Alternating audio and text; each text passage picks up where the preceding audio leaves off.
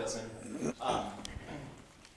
It's everybody that's up here that's going to speak, including me, which I'm not really going to talk, so you're lucky for that. But is basically a convert from non-denominational Protestantism. And while Desmond started his journey in 2007 and came in just this past Easter, I started mine in 2014, and I came home last Easter. And it's been awesome. And one of the inspirations for not only me moving into the church, which was so multifaceted, but also in my first year was our next speaker. And when I found out that Keith Nestor was coming to town, I was really excited because if you don't know Keith, he has a prolific YouTube channel where he is battling for our faith every day, and I recommend checking it out because it is great. It's great to share with other people, especially because he comes from a Protestant background, an evangelical background, that just like me or just like Desmond, there's a lot of excitement in our faith and what we know, not growing up cradle Catholic, as we hear all the time. So Keith was a pastor, a worship pastor, a youth pastor. He started a discernment into the church for about 20 years and then finally came in 2017. He is an awesome guy that I've seen over the past day and a half, just the light of Jesus shine through. He lives his faith. He lives it strongly. He lives it passionately. He lives it powerfully. I hope you hear that in the next talk. Let's give it up for Keith Nestor. Thank you so much. Well, it's great to be here with you guys. And I have to just tell you that I'm excited for this conversion forum tonight because, we heard from a couple converts already, but the reality is everybody is a convert. It's just a question of where we start. Because the Lord is calling everyone to conversion. Conversion is not just something for people who grew up outside of Catholicism. Conversion is something that we must live out every day. Jesus says that to follow him, we must daily take up our cross and follow him. That in and of itself is conversion. So what I don't want you to hear tonight is a story about a convert or two and go, oh, well, that's nice for them. Glad they finally figured it out. We're all on that journey, my friends. Some people convert from Protestantism. Some people convert from no faith background at all. Maybe some of you here were in that place. And some people convert from nominal, sort of medium Catholicism. You know anybody like that? People who just kind of walk through their life in their faith, and it's just the air they breathe, but they don't have a really strong connection to it. But if you ask them, they would say, oh, yeah, I'm Catholic, 100%. I do all the things, got all the stuff, I've done my sacraments, I'm Catholic. But their lives don't reflect it in the way they should. That is a conversion as well, my friends. So when you hear this talk tonight, I want you to also think about your own conversion, because we're all called to do that. And a verse that has really been so influential to me is Matthew 13:44. And Jesus is making all of these statements about things that are lost being found and treasures that are being uncovered. And in Matthew 13:44, he says, the kingdom of heaven is like a treasure hidden in a field. And a man found this treasure, and in his joy, he sells everything that he has in order to buy the field. That's a story of conversion, my friends, because to convert to the Lord requires that you sell everything for the Lord. People talk to me sometimes like, oh, I don't know if I could have done what you've done, Keith. You gave up your life. You gave up your ministry. I don't know if I could do that. That is not for advanced Christianity, my friends. What we're called to, all of us, is a life of discovering that treasure. And sometimes you're on this journey looking for that treasure, and sometimes you're not even thinking about it, and it finds you. And I want to share with you tonight how I came to find that treasure in the Catholic faith. So I grew up going to church. My dad is a pastor. He's retired now. So I grew up in the home of a United Methodist pastor. So for me, church was just kind of what we did. I don't remember anyone ever giving me a choice. I don't ever remember not going to church at my house. That was just what you did. And honestly, I didn't have any problem with it. It was just part of my life. But when I was 11 years old, I believe, I went to a church camp, and at that church camp, a little fiery preacher gave a sermon, and he asked a very important question. He said, if you died tonight, would you go to heaven? And how would you know? And I thought to myself, well, doesn't everybody go to heaven when they die? What do you mean? And he said, if you want to know that if you die tonight that you'll go to heaven, then I want you to stand up and come down front and repeat this prayer after me. And I thought, well, I need to do that. And there was music playing. It was kind of dark in there. And it was, the camp was awesome. And I felt like this emotional pull. So I got out of my seat and I came down front and I knelt down and I followed along with, the sinner's prayer, where I gave my life to Jesus at that moment. I didn't really understand a whole lot of it at 10 or 11 years old. But in my mind, that was kind of the moment that I said, okay, I'm really a Christian now. Not just because my parents are, but I'm making that choice. Now, that doesn't mean that I was a perfect kid growing up. It doesn't mean that I didn't struggle with things. It doesn't mean that I didn't have my own plan. You see, here's the thing. It's one thing to have this idea about who God is and you want to be a Christian. It's another thing completely to center your life on God's plan.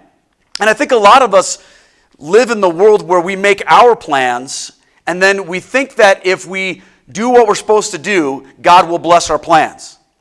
And our faith becomes this transaction where if I do what I'm supposed to do, God will do what He's supposed to do according to my plans. We probably wouldn't say it exactly like that, but in reality, that's the place that we live. A lot of people stay there in life, don't they? A lot of people live their life as though God is working for them, and they understand that they'll have to do a few things here and there, but by and large, if we do the right things, God will bless us and give us what we want. That's kind of an American version of Christianity. It's pretty popular, I would say. And it was certainly the way I lived my life. My passion in life was music. I was a drummer since I was a little boy, and all I ever wanted to do in life was be a professional drummer. I wanted to be a rock star, man. That's all I cared about. Since I was a little kid, I locked myself in my room, and I would just practice and play drums for hours every day. And I got to be really good at it.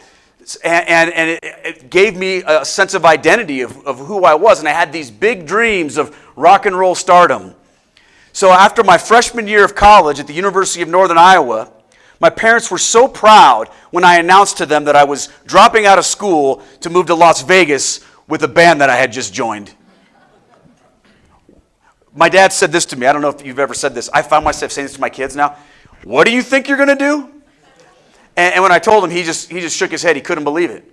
Well, that experience in Vegas wasn't very fruitful, and I ended up coming back to Iowa and was in a different band for a while, and then ultimately found myself moving to Philadelphia, Pennsylvania when I was 19 years old to play drums in a band out in Philadelphia that was a fantastic band, already established, already had a record contract, was already living the life. And I had a chance to go out and audition for this band. So I threw everything in the back of this truck, drove all the way to Philadelphia, and tried out for this band. And they asked me to be in their band, and there you go.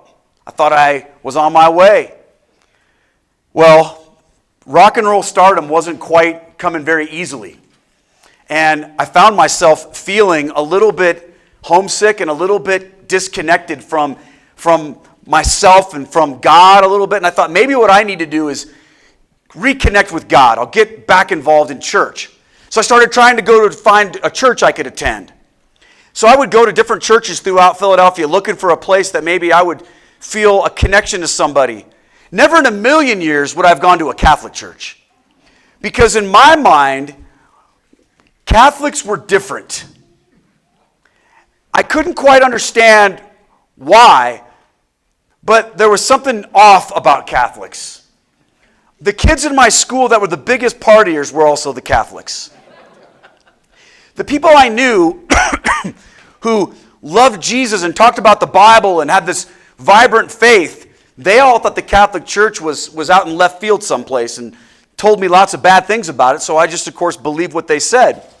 So I went from church to church to church, found myself finally getting involved in a Calvary Chapel in Philadelphia, which if you're not familiar with that, if you saw what's that movie, the Jesus movie or what was it called? Jesus culture. That's about Calvary Chapel. No, that's not Jesus culture. Jesus Revolution, that's it. Anyway, so I jumped all into this. I got so excited about going to church. I was going Sunday morning, I was going Sunday night, and I was even going Wednesday night. That's a lot of church for a Protestant, you know. And I was so excited about what I was learning in the Bible and growing in my faith, that almost became more important to me than the band. And I had this experience out there one night where Pastor Joe gave this fiery sermon, not unlike the one that I had experienced when I was a little kid. And he asked us if there was anything in our lives that was more important to us than Jesus, and if we'd be willing to sacrifice that in the same way that Abraham was willing to sacrifice Isaac. And I felt such conviction by the power of God that my musical dreams were my idol in my life, and I offered them to the Lord that night. I said, God, if you want me to do something different with my life, I will do it, but you've got to show me the way here. You've got to figure this out for me, because I don't have any idea what to do. And I had this crazy sense in my spirit that something was going to change. Well, about 2 days later, I came home, and there was a message waiting on my answering machine. This is a long time ago when we had those answering machines. The little light was beeping. There's a little tape in there. And it was an old friend from my church camp days who was a pastor in Davenport, Iowa. And he was a Methodist pastor, and he said, Keith, I've been trying to track you down. Give me a call. And I call him up, and I said, what's going on? He says, we're looking for a youth pastor in our little Methodist church in Davenport, Iowa, and someone gave me your name, and I just thought I'd give you a call. I about dropped the phone, because I thought, this is the Lord calling my bluff here. What am I going to do? You ever have those experiences where you say to God, okay, God, I'll do whatever you want me to do. I'll fast every day next week. And then the Lord's like, okay, you're going to do that. And then you go, wait a minute, maybe not every day. You know, what does fasting really mean anyway? You know, I mean, I can still eat like a cheeseburger, you know, at the right time or whatever. But I just had this sense something was going to change. And I called him up, and he said, Keith, we want you to come out and have a job interview. Well, I started to get cold feet. I started to think about what this would mean for me, and I made a plan. I had my plan to outsmart God. Anybody ever do this? I thought, I will go through with this. This is a test, right? Like Abraham and Isaac. Yeah, that's what this is. I'll be willing to give this up, and then the Lord will bless my obedience, and he's going to make our band take off. That's what's going to happen. Yeah, this was my 19-year-old brain working here. So I went back to Davenport, Iowa to interview at this church, and I thought, I am going to sabotage this interview. I walked in to this room, and there were, you know, a few of the adults and a couple of students in there to do the interview. I didn't dress as nice as I'm dressed now. I had like ripped jeans on, maybe a leather jacket or something, and I just kind of sat down. They said to me, they said, Keith, we're so thankful that you're here. Tell us why you want to be our youth pastor. And I said, I don't. I don't want to be your youth pastor, if I'm being honest with you. I'm not here because I want to do that. They're like, why are you here? Well, I think God told me I needed to come and interview here, but this isn't something I really want to do. I thought this is going to be easy. Okay, next question. Well, Keith, what experience or education or, skills do you have that would qualify you to work with our students here at this church? And I said, I really have none. I'm a college dropout. I didn't even go to youth group because I thought it was dumb. My dad was the pastor. And I don't have the first clue about how to do youth group or what that would even look like. Okay, next question. Hey, Keith, we got this question for you. If you were in a situation where like a young person wanted to tell you something and they asked you to keep it in confidence, but you really felt like their parents should know, what would you do? And I said, wow, that is an amazing question. I haven't the first idea what I would do. What would you do? We'll let you know. And I walked out of that room convinced that my plan was going to happen. That God was going to say, well, you were faithful. You did what you were asked to do, and now I'm going to reward you. Well, a couple of days later, my friend, Pastor Craig, called me up, and he said, we want you to come. Are you kidding me? I said, yeah, we feel like you're the guy. And I'm like, I can't believe this. So I went back to Philadelphia. I told the guys in the band that I was quitting. They couldn't believe it. They were blown away. They're like, are you serious? We had just released our first CD. We had a lot of things happening. It was going great. And I was sort of like, I brought a fire to this band. I moved all the way out there to play with them, and they were so excited. And now I'm leaving to go be a youth pastor in Davenport, Iowa. But that wasn't the hardest thing I had to say goodbye to out in Philadelphia. See, I had met this girl while I was there. My day job, I was a waiter at the Olive Garden. You might not know this. This wasn't in my bio. I didn't tell Clint this because I wanted to be humble, but I'm going to tell you guys. I feel like I can trust you with this. You are looking at the May 1995 Employee of the Month at the Roosevelt Boulevard Olive Garden. Yeah, it's a big deal. It's a big deal. While I was there, I met a young woman who, when I was over there making the raspberry lemonade at the side stand, through the fake plants, I could see this girl sitting at the bar filling out a job application, and I said to my friend Kevin, I pointed to this girl, I said, I'm going to marry her. He's like, who is it? I'm like, I don't know, but look at her. That's the girl I'm going to marry. Well, her name is Estelle, and I wanted to get to know her, and I asked her, we started to become friends, and I asked her this question. I said, hey, are you a Christian? She's like, what? I said, are you a Christian? Because I only wanted to date a girl who was a Christian. She says, well, I'm Catholic. Does that count? And I said, no. What do you mean you're Catholic? Well, I go to Catholic school, or I went to Catholic school, my whole life we're Catholic, we go to St. Tim's, whatever.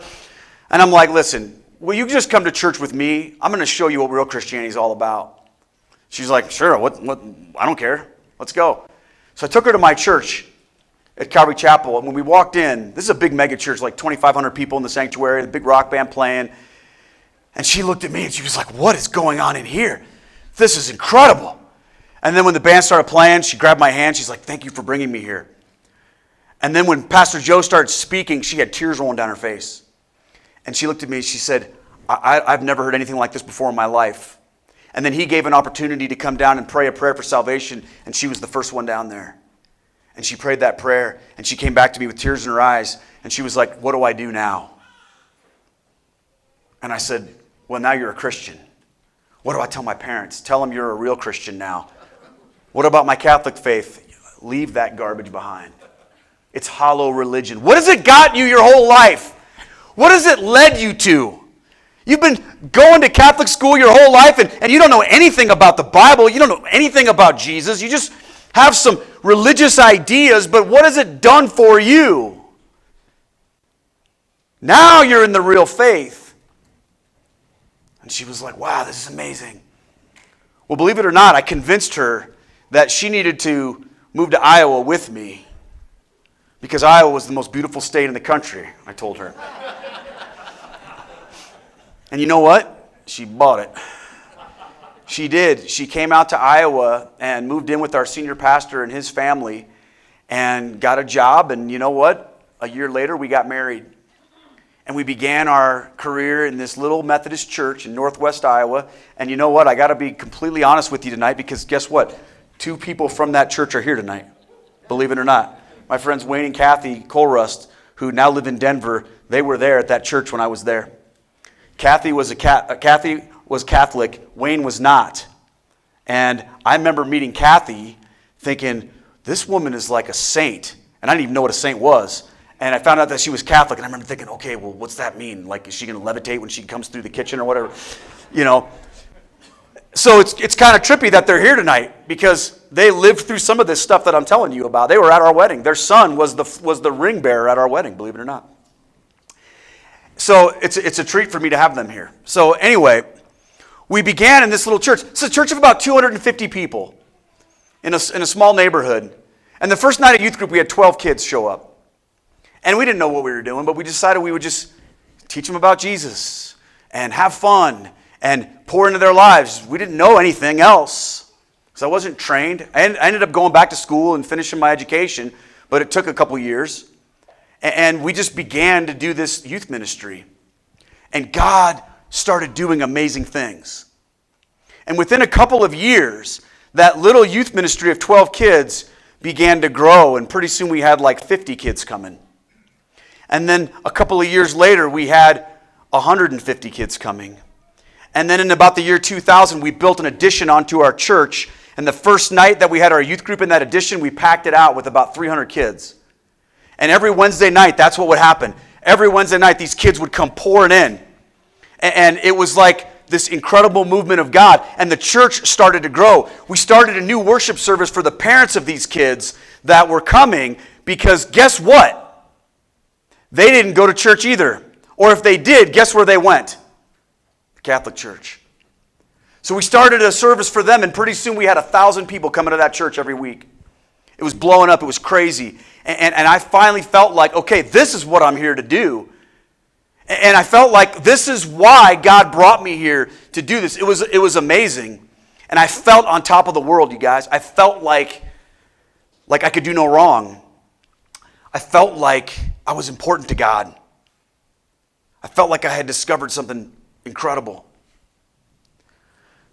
Now, we needed to come up with a logo. See how Inferno has this cool logo? We needed something cool like that for our youth group, because we couldn't just call it youth group. And I wasn't going to let a 7th grader design it. So I started looking for a graphic designer that would help me create something cool so we could put it on t-shirts and banners and stickers and all that kind of stuff. And I just started going through the yellow pages, and I made a phone call, and I talked to this guy. His name's Devin. And I called Devin. Never met him, just talked to him on the phone, explained to him what I was doing, what I was looking for. And I don't know, like we had this connection over the phone, and he said, yeah, that sounds pretty cool. I could come up with some ideas for you. Why don't you come over to my house, and I'll show you some sketches, some ideas. I said, okay, sounds good. The night that he invited me to his house was August 17th. I know that because it was my wedding anniversary. I believe it was my 2nd wedding anniversary. So I told my wife, I said, I got to go to this guy's house. I'll be back in about 20 minutes. It won't take long. I drove across town. And when I got out of my car and started walking up to his front door, I noticed that he had these statues on the steps. That's the Virgin Mary right there. The other guy, St. Joseph. And then there was a guy with a parakeet or something on his shoulder. And I'm like, what is going on here with this? I knock on the door, and he answers the door, and immediately I like Devin because he's a little bit shorter than me, which doesn't happen very often. He invites me into his house, and there's this weird little bowl of water on the wall. And I look around, and there's no TV in his house. He's got like a grand piano in the living room, and there's these statues everywhere, and these icons and all this Catholic-looking stuff everywhere. And he invites me in to sit down at his dining room table, and I'm just like, where am I? And we start talking, and he's like, tell me about your youth ministry. And as I'm telling him about it, he's getting real fired up. He's like, that's so awesome that you're bringing these kids to the Lord. It's so awesome that you're showing them Jesus. Man, the Lord has changed my life. And I'm like, wait a second, this guy's a Christian. And then I'm like, wait a second, what's going on here? Are you a Christian? He's like, absolutely. And then I had this other thought. Maybe this isn't his stuff. Maybe it's his grandma's house, and he just like lives in the basement or something and whatever. So I said, well, okay, so you're a Christian? Yeah. Well, what's with all this Catholic stuff? And he just started laughing. And he said, well, I'm Catholic, man. I love Jesus. I'm Catholic. And I had 2 thoughts that went through my mind. I thought to myself, okay, I do not want to offend this guy because the sketches he showed me were incredible for his graphics. He was so talented. I didn't want to offend him. But the other thought was, this guy's going to become a volunteer in my church. I'm going to convert him, and he's going to come and be part of our ministry. This guy's cool. He was young. He's talented. I'm like, this is the kind of person I need at our church.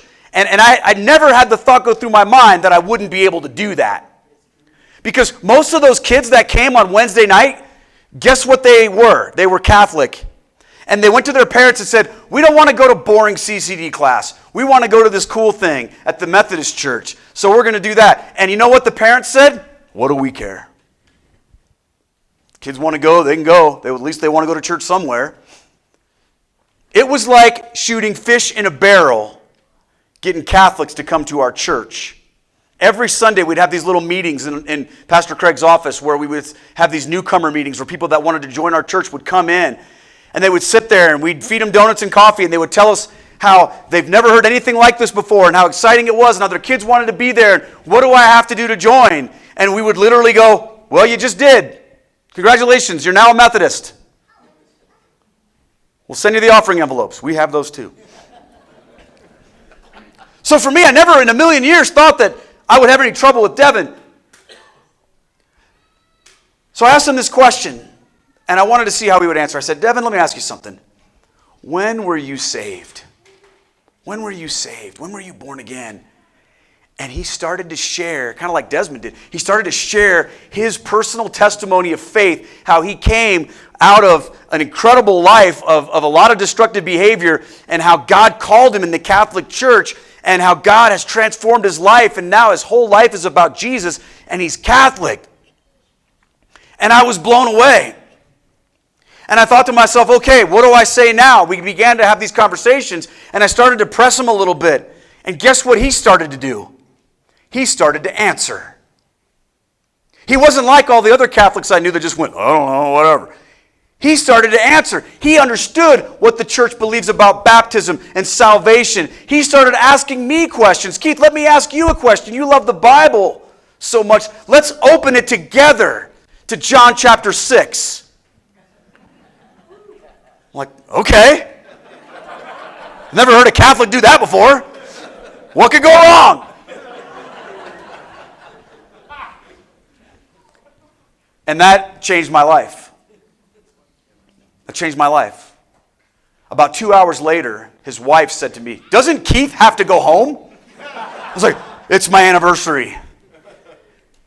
He said, Keith, before you leave, I have something for you. And he handed me a VHS tape with a guy on the cover that looks like my dad, and he's shaking hands with the Pope. And it says, the Scott Hahn conversion story.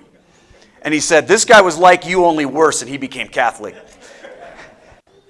And I left, and I went home, and I walk in the house, and Estelle's like, what took you so long? Oh, I see, you went to the video store. I'm like, not exactly. I watched that conversion story the next day. If you don't know who Scott Hahn is, you probably do, but he's a guy who converted to Catholicism, not from just sort of like evangelicalism and doesn't understand anything about the Catholic Church like me. He wasn't ignorant. He knew about the Catholic Church, and he hated it, and he understood the doctrines. He had these things, and yet he became Catholic. He was so brilliant, and he was convinced of the truth of the Catholic Church. And that really kind of threw me for a loop, because I thought, I'm not nearly as smart as this guy. What's going on? So what I would do is I would go up to my seminary professors. I was in seminary at the time, and I would ask them questions. Hey, I'm talking to this Catholic. Will you help me solve some of these issues? And they were no help. I remember going to one of my Bible professors and said, hey, let's talk about Matthew 16, where Jesus makes Peter the rock upon which he will build the church. I said, what do we believe about that? Because the Catholics believe that's the beginning of the papacy. That can't be true. So what can I say to defeat this argument? And my teacher said to me, well, we believe that's about Peter's faith. I said, yeah, I know that, but why do we believe that in light of all of this overwhelming evidence that I'm reading about in all these apologetics books that Devin keeps throwing at me? She said, well, we believe that because we're Protestants. Everywhere I went with all of my questions and all of my objections, instead of finding the kryptonite to Catholicism, I found answers. And it tripped me out. It freaked me out. Because the last thing I could ever imagine was becoming Catholic. And yet I knew even back then that if you understood the truth of the Catholic Church, that's exactly what it was going to mean. And then one day Devin calls me and says, Keith, I want to meet you for lunch. I want to introduce you to somebody. So we go to this Chinese restaurant. This guy walks in who's a lot bigger than me, which isn't hard to do. And he sits down. He does this before we eat. And I'm like, okay, he's Catholic. I mean, I was learning a lot.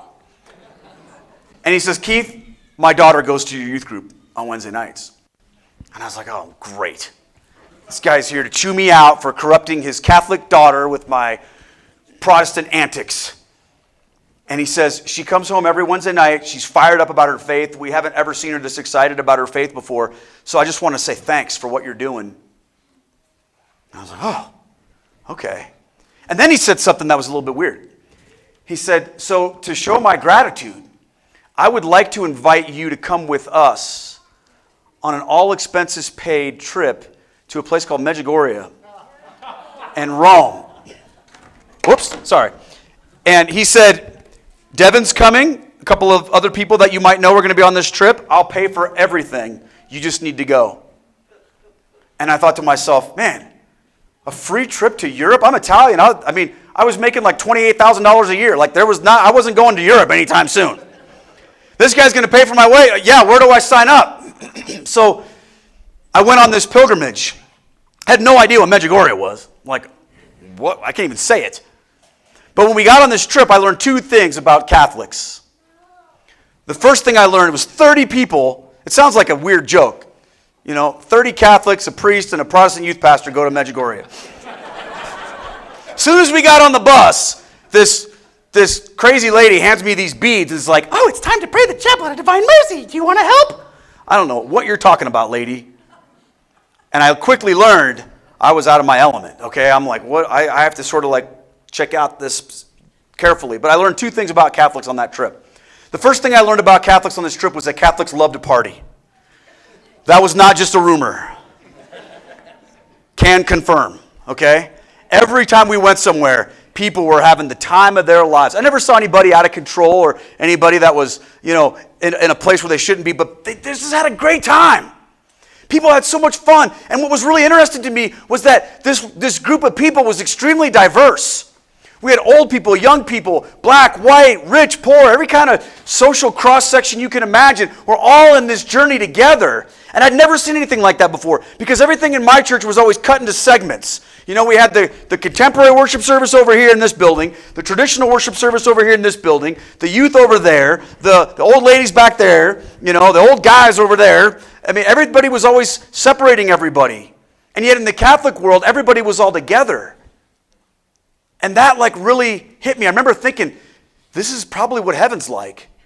And when we got to Medjugorje, I just saw that by the thousands. Everywhere I looked, it was people that were just having the time of their lives. And there was just this peace and this incredible thing. The second thing I learned was to see Catholics worship Jesus through the Blessed Virgin Mary. That wasn't something that I could read about in a book, you guys. I'd read the books, and I wasn't getting it. But when I saw it in person, there was something about it that impacted me. And I still felt, though, like I was on the outside because I wasn't Catholic. And I didn't see that I could become Catholic. Why? Because I had this incredible thing going on in my life, this incredible ministry. And what I realized was that was now the thing that was the most important to me. I want you to think about the guy that finds the field for a second. We talked about him in the beginning. When that guy looks at the field and the treasure that's in the field, and then he has to look at all of his stuff, he has to come to a decision, doesn't he? Is what I have more valuable to me than what I want? Because I can't have both. That is an issue we all face, isn't it, my friends? Because we can't have it both ways. We can't serve ourselves and Jesus ultimately. I came home from that trip trying to figure out how I would process all of this. I remember being in Rome, and we were at St. Paul outside the Walls Church in Rome, where they have all these pictures of all the popes that go all the way back. Pope John Paul was the pope then.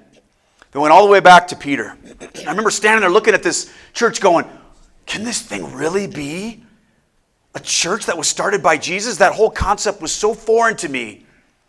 And as I was looking at it, I'm like, what if it's true? What if it's true? And then I realized there was a part of me that wanted it to be true. And then I realized there was a part of me that was scared because I didn't feel like it could be for me. We got back home, and that next summer, we had our own church camp. And I'd been trying to process all of this stuff, trying to figure out how I'm going to, maybe I'll just incorporate some of this stuff in my life. I was no longer like Mr. Anti-Catholic guy. Now I was starting to, in conversations, I was defending the Catholic faith against other people that I knew that were talking about it. I was reading things to learn more about it, and I was realizing that my list of objections that seemed so impenetrable was starting to crumble. And we had a night at our church camp where we were going to have a communion service. And my friend, his name's Pastor Mike, was leading these students in this communion service. And he stood up, and I was kind of standing on the side, and he took the bread, and he said, Jesus took bread, and he broke it, and he gave it to his disciples, and he said, take and eat. This represents my body. And it was like a lightning bolt hit me right in the chest, you guys. And it was like I heard the voice of the Lord say to me, you know that's not what I said. And it was like all of the air was sucked out of that room, and I just had to get out of there. And I went outside, and I went around to the front of this building, and I just began to bawl. And I called my friend Devin, and I said, I don't know what to do, but I believe that the Catholic Church is true, and I think I'm supposed to become Catholic, and I don't know what to do. I was fully expecting him to be like, ha ha, I'm right. Because we would have some battles, man. We would have some wars, Devin and I. We got the cops called on us in Medjugorje because we were yelling at each other on a street corner in the middle of the night. And then when they rolled up, they were like, you guys are yelling about like the third council of whatever and this saint. Like, you guys are just dorks. Go to bed. But he said to me, Keith, the Lord's calling you home. I'll do whatever I can to help you. Now, my wife absolutely loved what we were doing. We had 3 kids by this time. And she was so full of joy. She loved what she was doing in the church. She loved being the pastor's wife or the youth pastor's wife or whatever. And I remember when I would talk with Devin, she would ask me, what are you doing with all this Catholic stuff? Like, you're not going to become Catholic, right? My wife is very just like, she'll just say it. Like at the very beginning, she wasn't like, oh, you're learning about it. She just go, are you going to become Catholic or what? Of course not. There's no way in the world that will ever happen. You don't ever have to worry about that. I'm going to make Devin a Protestant. And now here I am feeling this way. As I start walking back up to the lodge of this camp, I start to hear this little voice say to me, what are you doing? I walked into the room and I saw all these kids praising Jesus. And then this little voice said to me, you're going to abandon all of this? These kids are here because of you. These kids are here because of your spiritual leadership. You're going to abandon them. And what are they going to think? Then I looked over at my wife, who was pushing our youngest son, Drew, in a stroller. And our little daughter, who was like 4 at the time, she had her hands raised. She was praising Jesus. And my little son, Jesse, was kind of looking around. And this voice said to me, you're going to blow up their whole lives so you can become Catholic. You're crazy. So I didn't do it. I was too afraid. I looked at the stuff that I had, and I looked at the treasure, and I said, I really like that treasure. It's a beautiful treasure. It's a beautiful field, but the stuff I have is right here. See, here's the thing about that treasure. Where is it? It's buried. You don't get to walk over and take it for a test drive and make sure you like it. You don't get to like try out Catholicism and see if it works for you. No, you got to be all in. That's why the Catholic Church is the way it is. That's why they don't just let anybody take communion. That's why they make sure your life is in a spot and you know what you're doing when you join, because you can't just kind of dance around these things to become Catholic. That's not what our Lord has called us to. The treasure was buried, and I'm looking at what I have, and I'm like, this is really important. Maybe I'm just going crazy. I've got to get as far away from all this Catholic stuff as I possibly can. So I stopped talking to Devin. I stopped talking to my friend Greg, who was the one who took me on that trip. We'd become really, really good friends. I stopped reading these Catholic books that I had. I stopped thinking about Catholicism. I started doing everything I could to just dive myself into ministry and into my life and forget about it.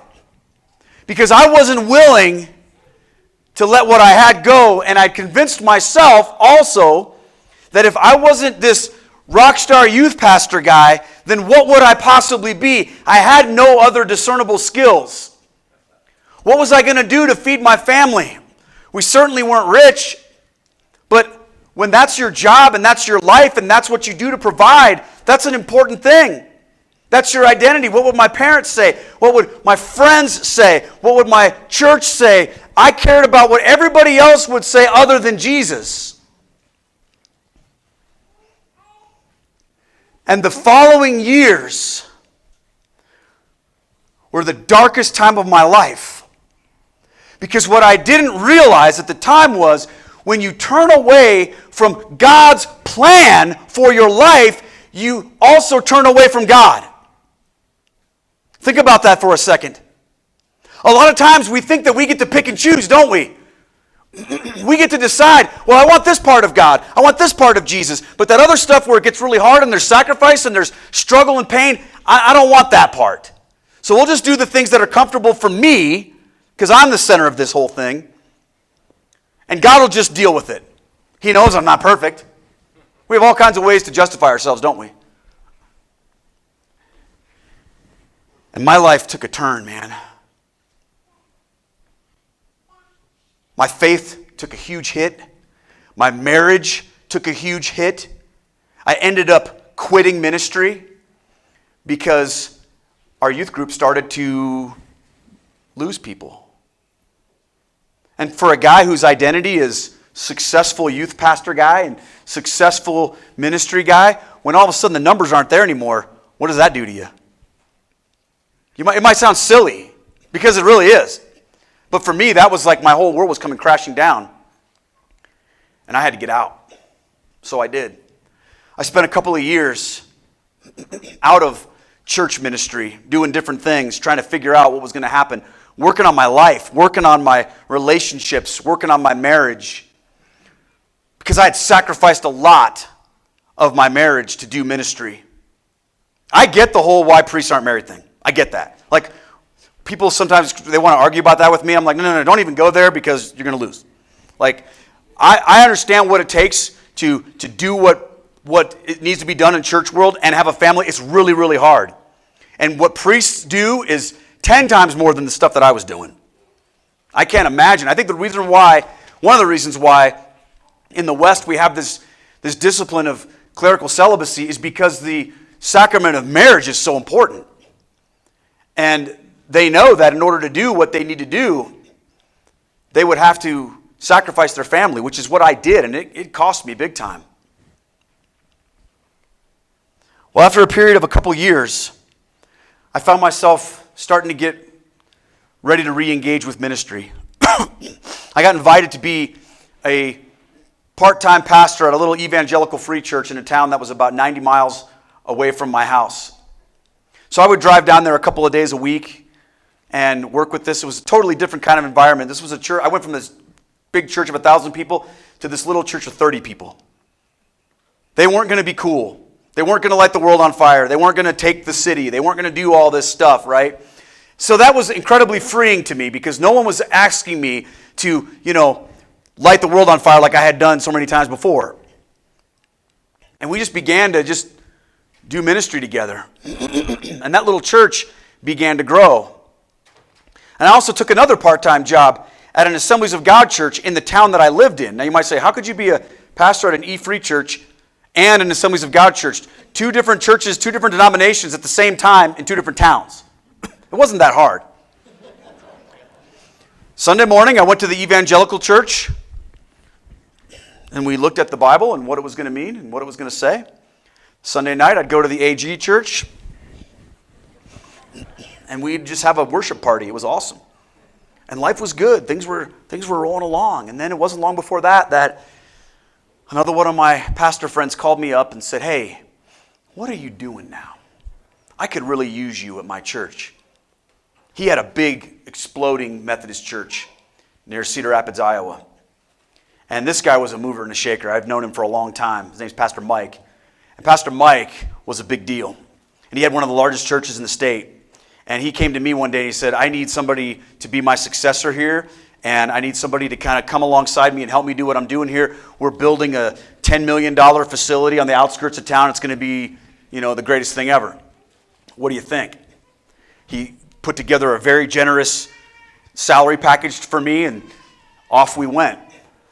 Back in the world of big church ministry. And I loved it. It was great. Our church was growing and it was exciting, and I was having a lot of fun preaching and exercising these gifts again. And then our denomination started to go through some struggles. I don't know if you've paid attention to what's going on in the news with the United Methodist Church, but it's basically imploded over issues of human sexuality and marriage and things related to that is sort of a chain reaction in Protestant Protestant mainline churches, Lutherans, Presbyterians, Congregationalists. They're all sort of caving to the society's pressure on them. And I was seeing that, and I was a Bible-believing, hellfire, brimstone kind of preacher guy. And, I was like getting kind of freaked out about this. I'm like, we can't go this direction. This is anti-biblical. This isn't what the Bible says. We can't do this. But yet our denomination was going more and more in that direction, and nothing was being done to stop it. And the leadership in the denomination was just embracing that. And I found myself becoming more and more worked up about it, having more and more conversations with people in leadership about this, saying, look, this isn't right. And I remember saying, look, the Bible says this, the Bible says that. And they would say to me things like, well, that's just your interpretation of the Bible, Keith. What makes you so smart? We've got our Bible experts over here, and here's what they say. So I realized that, okay, I couldn't win this argument just talking about the Bible alone. Because everywhere I looked, somebody had a different version of the Bible, a different interpretation of the Bible, a different way to read the Bible in order to make it say what they wanted to say. It was incredibly frustrating to me. So I started to realize there has to be a different level of authority here. So I started to talk about what it would look like to talk about the church. And I remember having a conversation with a friend of mine, and I said, well, the church has always taught this. And she said to me, well, what church are you talking about? Our church has been around, for 40 years. We can do whatever we want. We meet every 4 years to vote on it. We get the right people elected, we can change things. And that's what we're going to do. And I remember having this weird thought come into my mind that maybe this wasn't the way Jesus set this up. All of these things started kind of coalescing in my mind. And then my buddy Greg, the one who took me to Medjugorje, calls me up one day and he says, Keith, I want to take you to a movie. Him and his wife drove up, took Stella and I to a movie. The movie was called Apparition Hill. It's about Medjugorje. And I'd forgotten everything about all of that so long ago. But when I watched that movie, I felt something stirring in my heart. I don't know what it was. I don't know if it was the nostalgia of it or whatever, but there was something about the Blessed Virgin Mary that all of a sudden hit my heart in a weird way. And I began to start to want to learn more about her and re-engage in that. Now, by this time, YouTube was a thing. So I started watching YouTube videos from Catholic guys like Scott Hahn and Tim Staples and all these other guys, a lot of the ones that you guys watch too. I was devouring this content and I was feeling myself drawn more to it. And it was like a rocket ship was being lit in my heart. And I'm feeling myself pulled in this direction. But I'm still kind of freaked out by it. And I remember going to my pastor, who was a good friend of mine, and I said, Pastor Mike, I got a problem. I'm starting to look into the Catholic Church, and it's starting to convince me. He says, okay, we're going to solve that for you. I want you to preach a sermon series on the nature and history of the Christian church. He thought you'll study your way out of this. And I said, are you sure about that? Because what I'm learning about, you might not like it. And you know what he said to me? He said, well, Keith, we pay you to tell our people the truth. If that's the truth, why wouldn't you tell them? I said, game on, dude. So I'm preaching these pretty Catholic-sounding sermons in this Methodist church. They have no idea. I'm talking about Peter and the papacy. I'm talking about all these saints and stuff. And I'm saying this stuff as though it's a Bible study, right? And people were getting blown away. I preached a sermon on Luke chapter 1. Right, you call it the Annunciation. We just called it Luke 1. And as I'm in my office preparing this sermon, I feel this incredible presence come over me, and I just begin to weep while I'm in my office.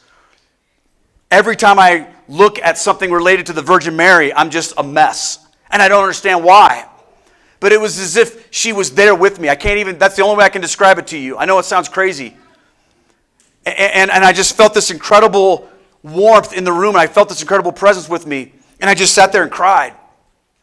That Sunday, I got up and I preached a sermon to my Methodist congregation on why Mary is the new Ark of the Covenant, why she's the new Eve, all of this Catholic stuff, and the people in there, they ate it up.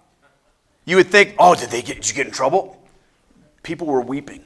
It was like nothing I'd ever seen before. Some guy got up and came down and just fell to his knees and started praying and crying. And someone came to me, what is that? And I was like, this is in the Bible. That's what it is. Full of grace. And I went through all of these things. I'll spare you. I'm already going over time. I can tell. But I don't care. No, I'm almost done.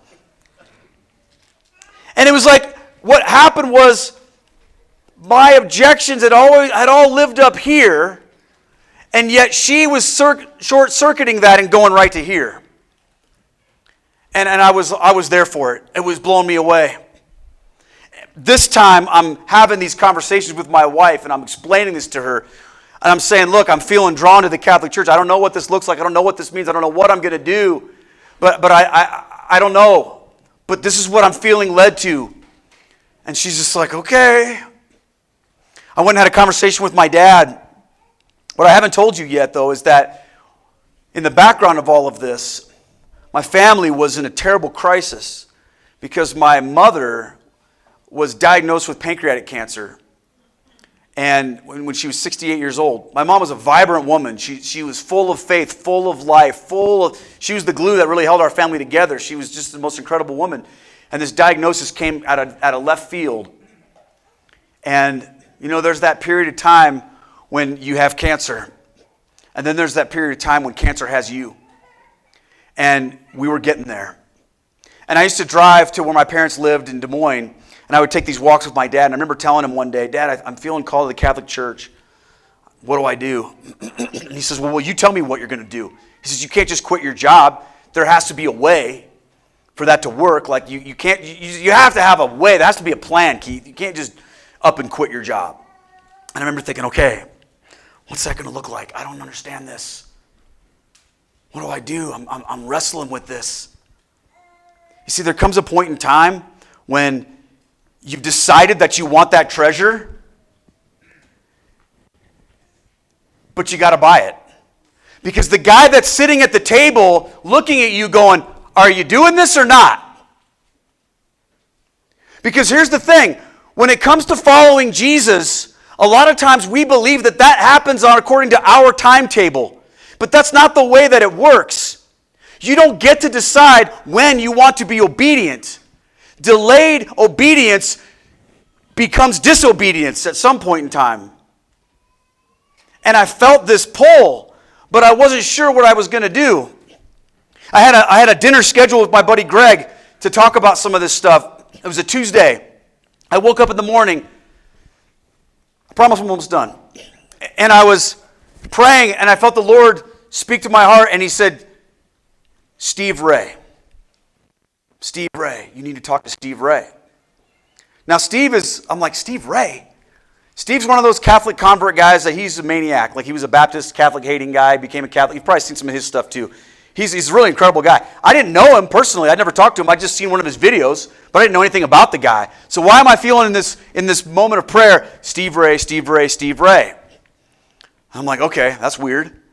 I go to meet my buddy Greg for an early supper down in Iowa City, and I'm sitting there. He walks in. Before he even sits down, his phone goes off, and he's like, huh. His wife, Sandy, texted him, tell Keith Steve Ray is in town tonight giving a talk. You guys should go.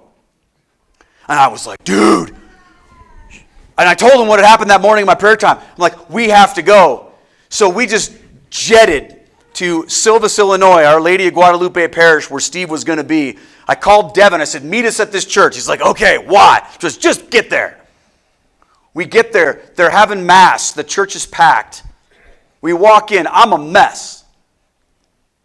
And mass is happening.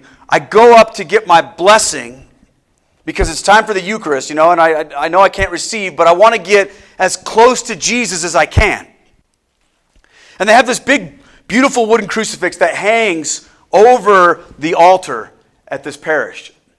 And when I went up front to get my blessing, the priest's name's Father Peter. He gave me the blessing. I took 2 steps to the side, and I just fell on my knees right there. And I looked up at the crucifix, and I just began to pour my heart out to God. And I remember saying this prayer to God. I said, God, if you want me to become Catholic, I will do it. But you've got to make a way. You've got to make a way. And as loudly as I've ever heard the voice of God speak to me from that crucifix, he said to me, Keith, I am the way, the truth, and the life. You don't need me to make a way. You just need me. And I realized that at that moment, people are receiving Jesus there in the Eucharist, that he's right there, and I'm this close to him. And I'm realizing that this whole entire time, what I had been doing wasn't much different than what I'd been doing when I was younger. I'd been hedging my bets. I'd been wanting to have my cake and eat it too. I wanted the treasure, but I also wanted to control it. I wanted to have my stuff. I wanted an opportunity to kind of sort through that and decide whether I could do it or not. And what he was saying to me was, it doesn't work that way. When you want to follow me, I have to be the most important thing in your life. Not all of your dumb excuses, not all of your fears, not all of your insecurities about money or what other people are going to say, not all of your identity issues or your control issues. If you want to really follow me, I am here for you, but you've got to be all in. And now's the time. I went back to my seat. I was just like blown away. Steve gives this amazing talk that night about how the early church were willing to die before they would compromise their faith. And I was worried about a job and what some people would think of me. We go up to him after the thing. Greg grabs me. We got to go talk to Steve. I'm like, oh, we don't need to do that. He goes up to Steve and he says, Steve, this is my friend Keith Nestor. He's a Protestant pastor. He's thinking about becoming Catholic. Would you give him your cell phone number? It's not the kind of thing you normally do, by the way, to a whatever. And Steve looks at me and he says, I know exactly where you are. And I'm going to give you a piece of advice. You either need to become Catholic right now, or you need to turn around and run the other way and never look back. Because you are going to go crazy in this no man's land world that you're living in right now. You know what I thought? I've already done that. I did the turn around and run the other way and never look back thing, and it was a disaster. It nearly cost me everything, including all the stuff I was hanging on to. And I said, not happening. I told Greg on the way home, that's it. I'm doing this. I went home and I told my wife. I was afraid because she's a Philly girl. And you know what she said to me? She said, Keith, I am so proud of you. I'm so proud of you. I have seen you wrestle and struggle with this for so long, and I believe with all my heart that you just want to do what God wants you to do. So whatever happens, I'm with you. I'm with you. I was blown away. The next day I went in and I told Pastor Mike I was resigning my job in the church to become a Catholic. He couldn't believe it. He was like, what? My last Sunday there was the day that we put shovels in the ground for the new building. It was the most exciting thing. They didn't give me a shovel, by the way. I was kind of salty about that. Still am a little bit. I went from literally the newest church in the town, right? It was just a shovel scoop of dirt. The next week I was at the oldest church in town. And I went in and I began this process with our priest. It was an amazing process. He said, Keith, we're not going to put you in RCIA. I don't think that's right for them or you. I said, okay.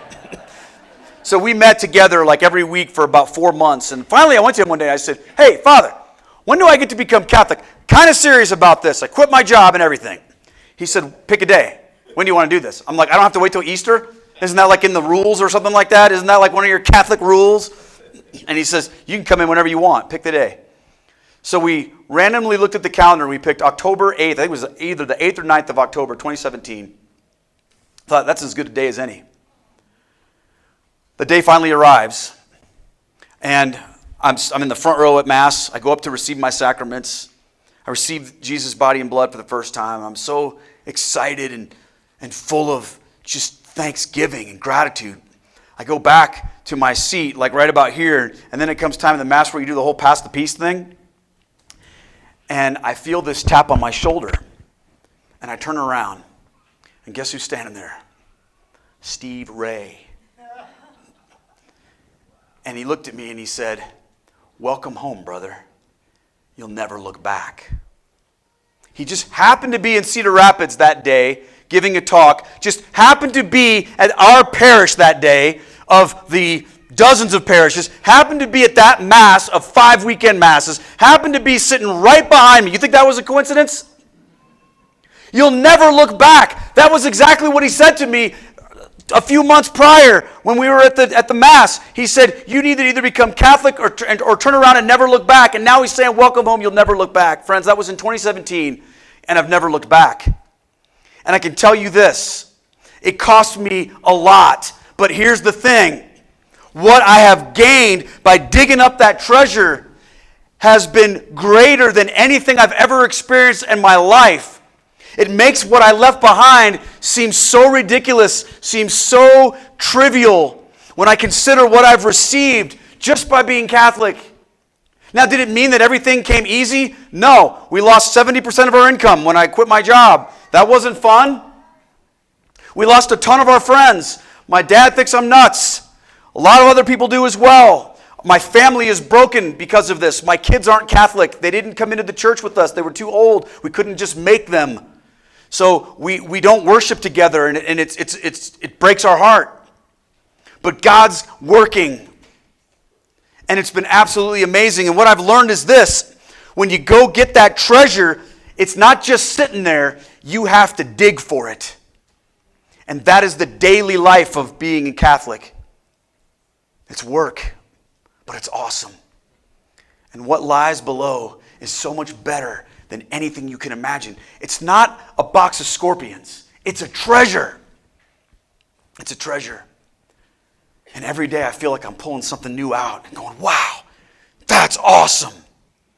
It's been the most amazing thing ever. And I'm so thankful for what God has done in my life. And I'm so thankful that I get the opportunity to share that with you. So as I'm closing here, and I used to be a Protestant pastor, but I only have one closing. My second closing. I used to do that. Where is your conversion?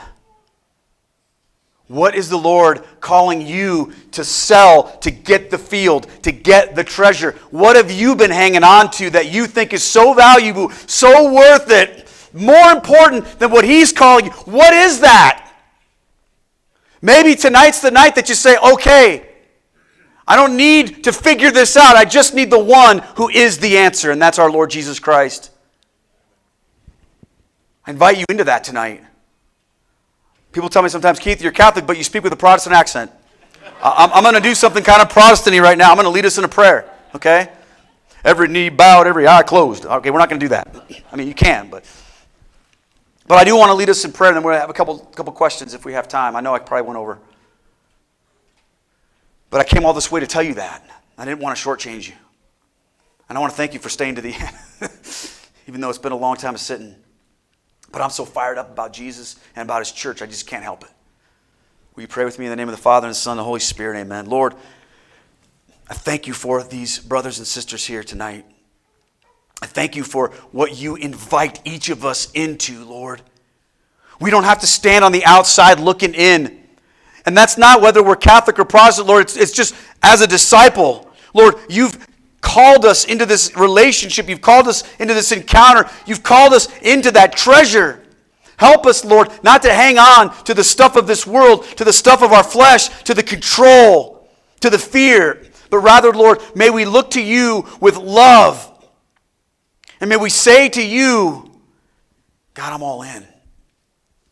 Whatever it takes, whatever you want, I'm yours. I want to convert. Give me that grace. Lord, that's our prayer tonight. We pray these things in the name of the Father and the Son and the Holy Spirit. Amen. I'm a really terrible salesman, but I have books. I forgot to talk about that. I have 2 books, if you're interested in. The first book is called The Convert's Guide to Roman Catholicism, Your First Year in the Church.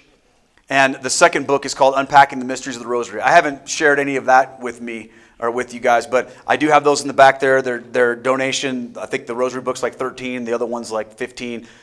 So if you're interested in that, you can have that stuff back there. no pressure. But I think we're going to take some questions. Do we have time for that a little bit? Did I go too long? We have about 20